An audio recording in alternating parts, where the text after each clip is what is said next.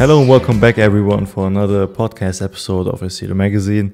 My name is Emre Şentürk and I'm the founder and host of this show. Today I'm going to talk about a very important topic, somewhat related to the last episode, and this is about the basics of political analysis. Some might say, okay, well, that's kind of theoretical, it might be boring, but I think it's one of the most important skills to obtain, because once you're able to analyze political developments, you can basically see through walls if you want to, right? So I think political analysis is the cornerstone of properly engaging with news sources, understanding the world, and also building your own opinion on a lot of stuff that is going on, and not just digesting what has been presented to you. Of course, it is not always that straightforward. It's not always that easy. We are also subject to biases and to manipulation, obviously.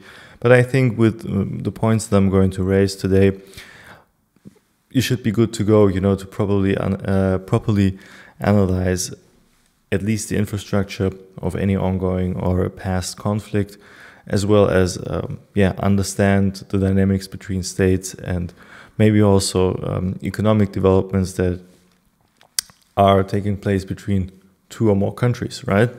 So let's start with the first point, and this is the historical context.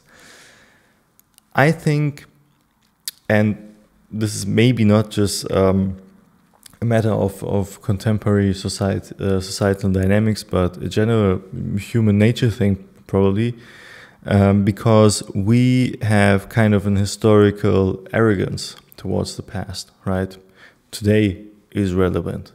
We know it better than people in the past, and so on and so forth, right? So we look back and we always have like this Captain Hindsight thinking that the other ones, like our ancestors and people in the past, were not able to properly assess things and look through them, but that's not the case, on a situational basis.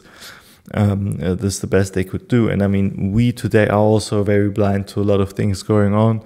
And if we wouldn't, I wouldn't be sitting here talking about political analysis. So we cannot disregard the historic context. And it's very important that we view developments from the roots where they originate. And often we have seemingly very unrelated or unimportant developments in the past, sometimes decades and centuries ago, that current developments and dynamics are actually grounded in. Because over time, they intensify if they're not properly addressed and dealt with, right? And over time, these dynamics, once very small and little aspects, right, turn into long-term problems that we encounter. I mean, we can think about a lot of stuff. For example, the industrialization.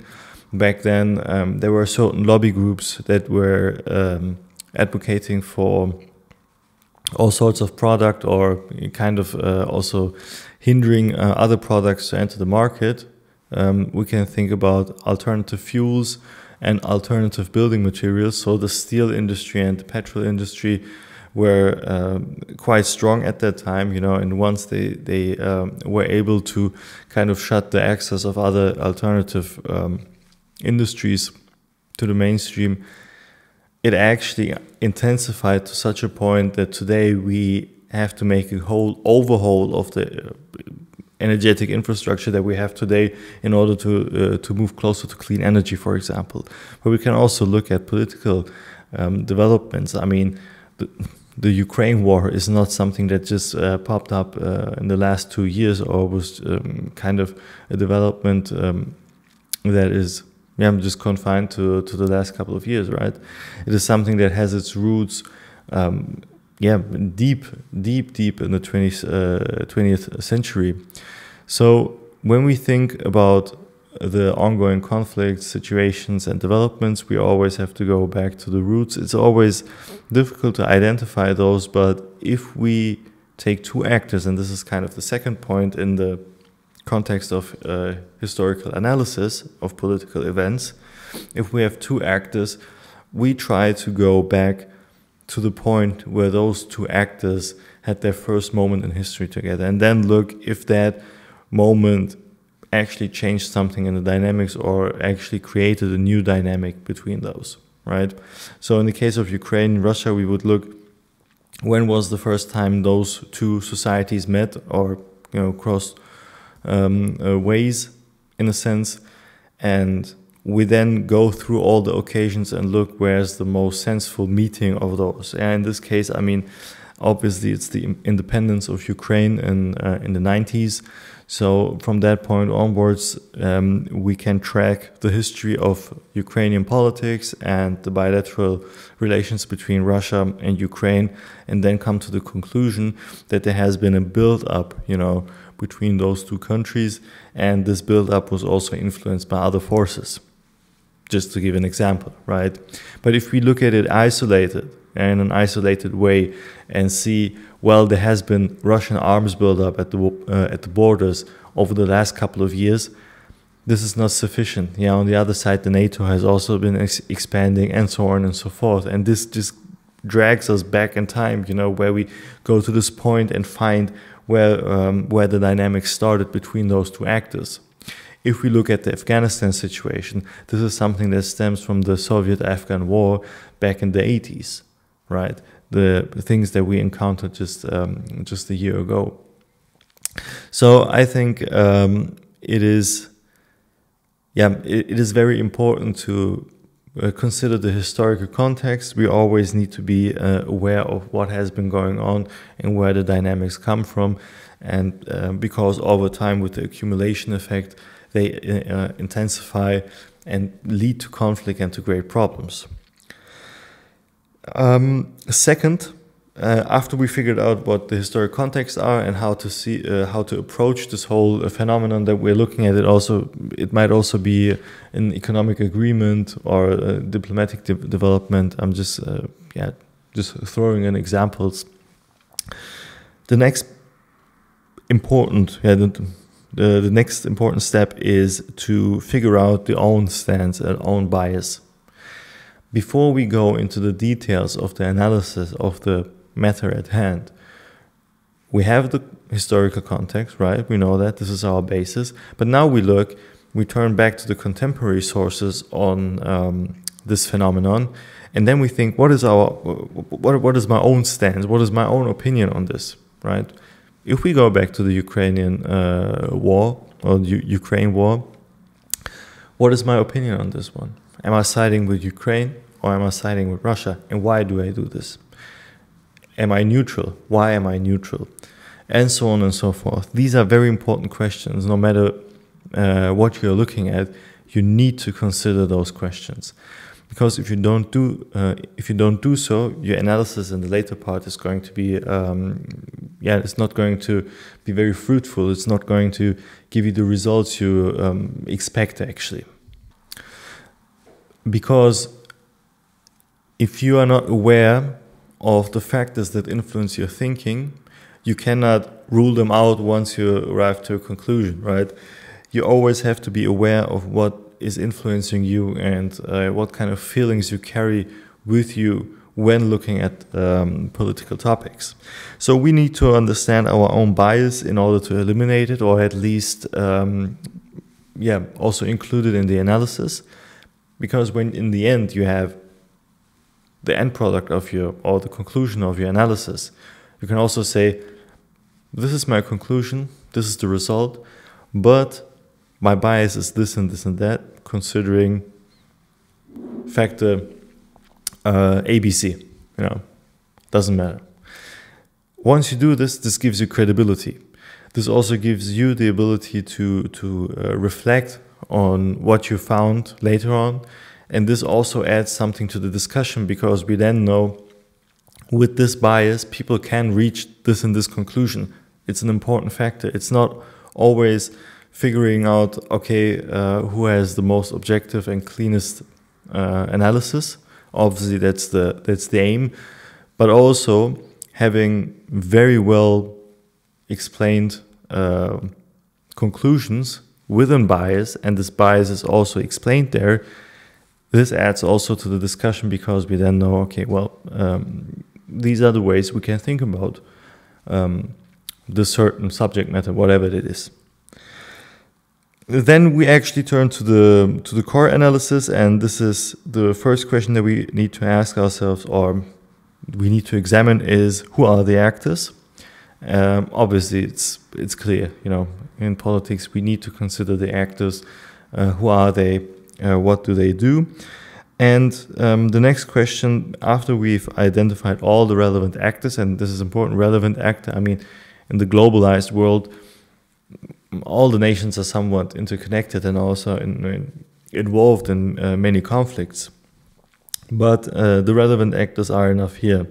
And then we need to ask ourselves, what are the most obvious goals of those actors? And when I say obvious goals, it's not what they articulate and tell us that their goals are, but what we think are the most obvious goals.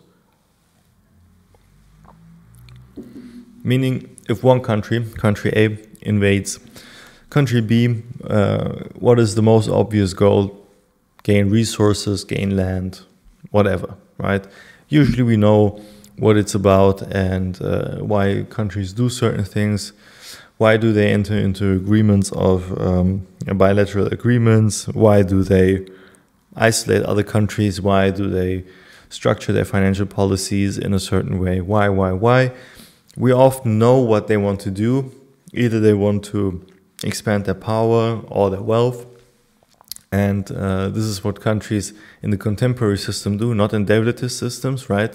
In DEVLETist systems, as I also explained in my book, countries act in a whole different way, right? They have, a very unique way of looking at things. But this is another story. In the contemporary system, in the contemporary state setting, countries either want to further power or wealth. And how do they do this? In what form? What are their most obvious goals? The reason why we ask that is the opposition knows this as well. The opposition, if we can understand and filter out, okay, country A wants to do this and this and that in order to gain this and this and that, right? The opposition knows this as well. And country A also knows that the opposition knows what they want to do. It's actually, a card game with open cards in the end. So it's very obvious what is going on. And this is what makes political analysis so interesting, because everyone actually knows what the deal is, what the aims and the goals are. And because that is the case, we need to then figure out, is that not just kind of a game or kind of a cover to achieve other goals? You know where I'm getting at, right? So if you make action A, which has the obvious effect of reaching goal A, maybe you're just doing it because on the way there you create side effects that are going to affect B and C as well, right? And this is what makes political analysis so tricky, because we all know what's going on, but do we really know what's going on? So after having filtered out the obvious goals and also from both sides or all the sides of involved actors here, right, we need to analyze the action in the light of how it brings them closer to the obvious goals in the first place. So if we go back, take country A, invades country B to gain greater power. How do they do it, right? Depends on the geographic location of the country. Is it a neighboring country? Do we have a lot of mountains? Is it divided by sea? And so on and so forth. So we can then analyze what kind of weaponry is used in order to invade the country. But we can also think about if two countries want to further their bilateral trade relations. How do they do it? Right? In the most obvious sense, they will exchange their strength or the strong parts of the economy with each other. One is good in trade or technology, the other one is good in producing agricultural goods or has a lot of resources, minerals and stuff. So they're probably going to intensify the trade on those commodities. This is the most obvious thing. So what do they need to do? They need to craft an agreement that involves these factors. So this is part one. And once we did this, we need to also filter out, and this is again the more interesting part of political analysis, is what other side effects do the actions produce, right? Or what other goals can be achieved through that. For example, if we go back to this economic agreement, and one country is actually developing its heavy industry through this agreement, maybe they just don't want to, or not only want to strengthen or bolster their heavy industry, maybe they also want to compete with another country in order to gain regional power, right? And you can read this from the way how they negotiate this agreement. What clauses are there, right? Do they undercut the prices, right? How long is the agreement, for example? What firms are included in the deal? You know, who is actually from the public tenders? Who's involved in the deal, right? Are these foreign firms? Are these domestic firms? Are also other deals next to the economic trade agreement? Yeah, are they also involved in all this? And by the nature of the agreement and the actions taken, we can also understand if other goals are tried to be achieved, right? So if they're trying to go for other stuff that is going on there. So, I mean, the most obvious situation I can think of is the Gulf War, the second one, where the United States invaded Iraq and stayed there for 20 years, waged a very long-term war just to extract the resources from there. So it's actually not, and I mean, it was obvious, sure, it was obvious that they want to do that. And from the way they did it, we can understand, okay, they achieved it. But the interesting part of it is that if a country with the obvious goal to extract oil from there goes to this country, stays there, and spends incredible amounts of money to stay there and extract the oil and control the oil output and production there, you also need to go there and analyze how they did it, right? And the way the United States did this was by keeping the Iraqi government and the Iraqi people down, right? They did not allow for any societal advancement and development there. So they destabilized the country, knowing that once they will not be there anymore, the country is not going to recover. And the reason for that is because there in the region, they have powerful allies that they want to help and want to retain the regional power. For example, Israel, right? By having Israel, by weakening Iraq, Israel is going to gain relative strength within the region. But also, as it is a neighboring country to Iran, the unrest in Iraq can also contain the power of Iran, as well as stationing US troops in the neighboring country of Iran is also another security threat to them. So with one action, they actually fulfilled three goals, right? Extracting oil, containing Iran, and also supporting Israel in their regional struggle for power in the Middle East. But this is not something they would say. They didn't even say, okay, we went there for the oil, right? There are also geostrategic goals that they pursued there, more or less successful. But we can only understand it if we look at it from the perspective to see, okay, well, what was the actual behavior like on site? And this is what can be extracted from the analysis of this phenomenon. If we would like to apply the historical context to it, okay, well, the long-lasting relationship between Israel and the United States and the lost revolution in Iran, obviously, all ground in the 40s and 70s. So therefore, the historical context is also given here. All in all, I think the key takeaways from political analysis are considering the historical context, look for the obvious goals, and then look how they actually try to reach those obvious goals. Because if you want to reach a very obvious goal, you take a very obvious route there, right? So you just take the most straightforward path, and because it's so obvious, you don't deal with kind of covering up and so on and so forth.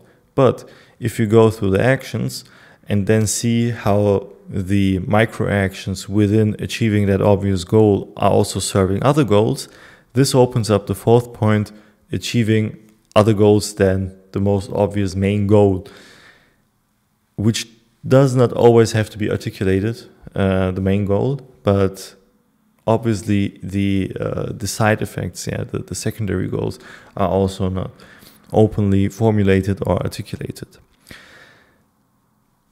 And this is a very broad sketch of political analysis. There are lots of other factors to consider, as well as some kind of requirements that you need to keep in mind. For example, how do I collect sources? How do I use the sources? Where do I get them? And how does that all work? I will also make an episode on this topic, how we engage with news articles, where to look, where not to look, how to read them, how to use them. I want to make an episode on this as well. So this is, for example, a very important requirement to get to the political analysis later on. And this is just a very broad sketch, right?